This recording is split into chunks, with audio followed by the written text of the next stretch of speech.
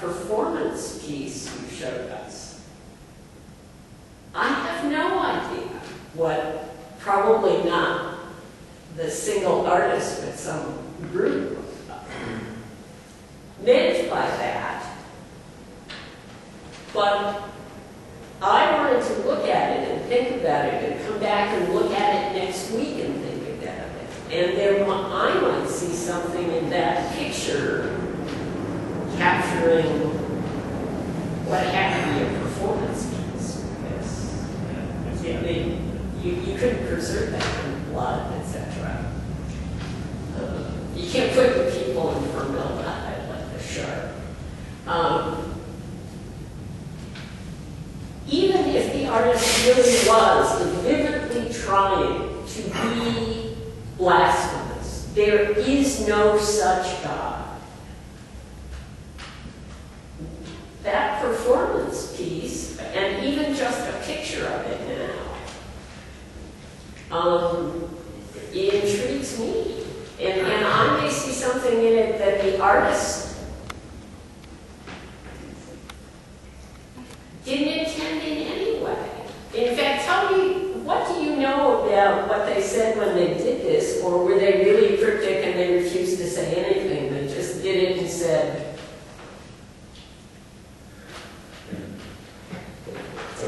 tell me about it. Well, yeah, this is like a project which Hermann Nietzsche performs for decades. It's not only a single piece yet. He's an Austrian guy and it is he uses some of these Christian symbols, but he tries somehow to revive this sense of ancient mysteries. Oh. And then there are all these they really slaughter these animals there, and then they mix this blood with wine and all this it's really I only put here this image, and this is a kind of nice image compared to what you see, also if you look videos, records of that, it's a kind of really you have to have a good stomach to watch it. It's a kind of awful, and a lot of people, participate in it, and then you have a lot of blood everywhere, and all this kind of,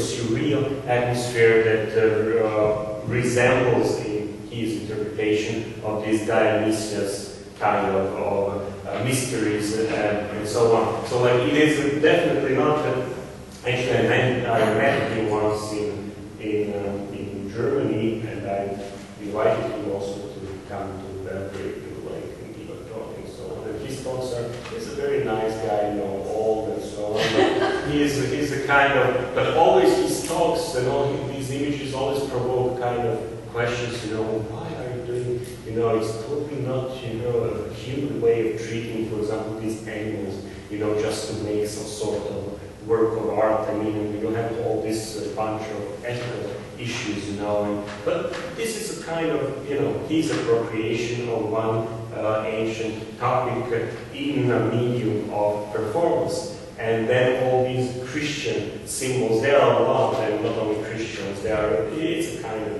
trying to put everything together. But I agree that we can make many different interpretations based on these images. And even if the artist intentionally wants to criticize Christianity and the church, very often we find very Christian kind of motivation behind that. And I always like to compare it with the whole Enlightenment, trial, getting rid of Christianity and everything to reach freedom and this kind of things. Well, that's actually initially a very Christian kind of motivation. And very often people really who declare themselves as atheists, they have very Christian motives. It is responsibility of the Christians to keep Christianity as it should be, and that's not what Christianity in most of history was and is. I would say there is another German painter, Georg Gross, who, for example, painted a lot of these sarcastic images in the Weimar Republic of priests and bishops and everything, very fat, very kind of these like criticizing this kind of social class who totally does not care about poor people and so on, which is a kind of really critique of Christianity and the church from the point of view of Christ or Christianity. So like I think there are a lot of these kind of issues, but the question still remains like, do we have the right to call something Christian if we interpret it as Christian, and we can interpret very many things as Christian. And then we come back to this question, like if you see some good, piece of art made by a Muslim artist or something like that, and you call it Christian, I personally would not be offended if somebody called my work, a piece of Islamic art or Buddhist art or whatever. But it is a kind of really, where is the border of such an approach? So, Davor, I'm wondering, a great work of art potentially can mediate an experience, right?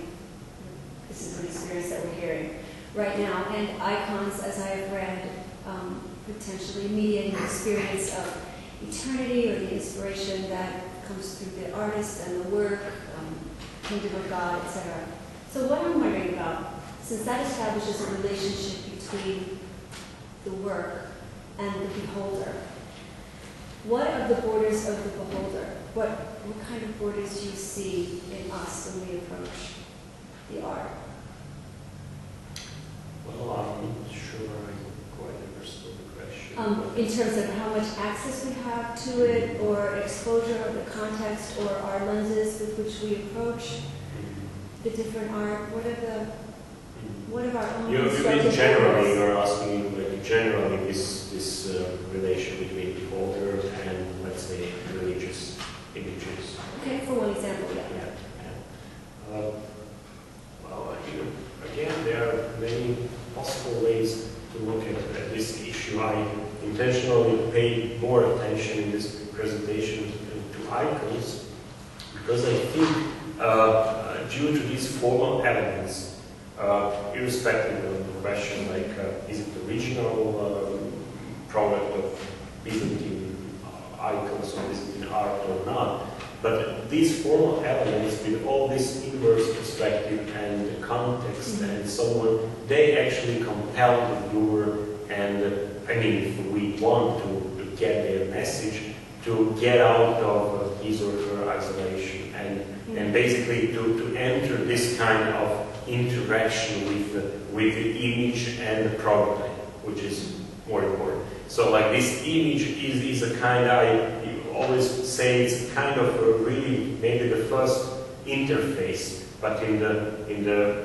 real meaning of the word, like interface, something between two faces, which serves as a medium that these two persons can meet. And I think in this sense, icons maybe are the first images in the history of Western art with this interactive kind of dimension. So it's not just an object to be looked at, but icons look also at us. So like they are, and in this kind of aspect, everybody who knows something about Orthodox and Orthodox countries knows that icons occupy quite a specific place in, for example, homes of Christians. Like they always, even now, like if you enter a traditional kind of house, home, apartment, whatever, of Orthodox Christians, you will see like icons being placed somewhere from where I can observe, like look at the whole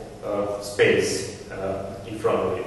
And then the purpose of that is exactly to observe, like you are exposed to a gaze. It's not only your gaze, like you look at the painting, but the painting looks at you. And this prototype through this painting looks actually what you're doing. So like it's a kind of big brother. So for our borders, there's some kind of porous or open quality that may or may not be present in that encounter?